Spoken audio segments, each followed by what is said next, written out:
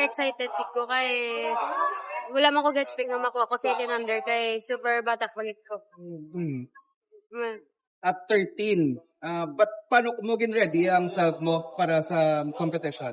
Kada training focus lang ko, ginapakita ko nga kaya ko mag-compete sa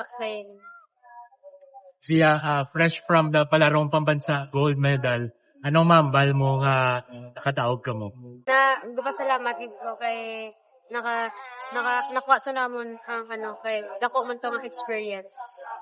Now that you're playing for the home crowd, taga dire, anong mambal mo nga you feel at home playing for Bacolod and Silay? Super proud ko kay damo ka support sa akong kay sa ko sa hometown. Kumusta man ang support sa imong family, mga taga-barangay mo to, makatudi sila for upcoming games? Kay Perez, ikapila mo na ning international competition? Para sa akin, ikagawa ko pa lang pero grateful ako kay sa mga opportunity nga nahatag sa akin and sa mga experience nga need to get para mag-improve pa. Salamat din ako sa mga tao nga nagbulit sa ako para makaabot direct. Kamusta ang preparations niyo para sa upcoming games?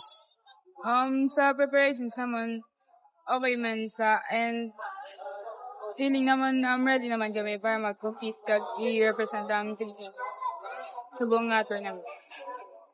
Sa basketball, important yung chemistry.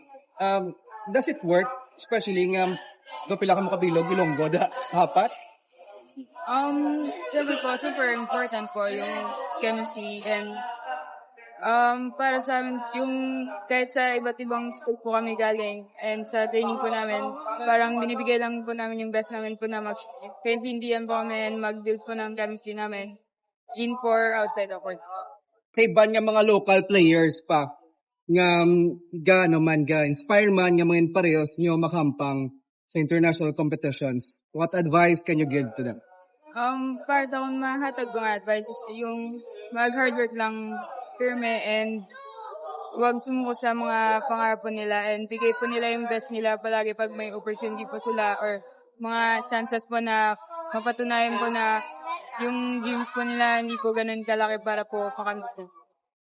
Kahit medyo lapit lang ka mo diri sa Silay and Iloilo, your invitation sa inyong mga kasimanwa mag-go diri sa Bacolod para sa inyong games.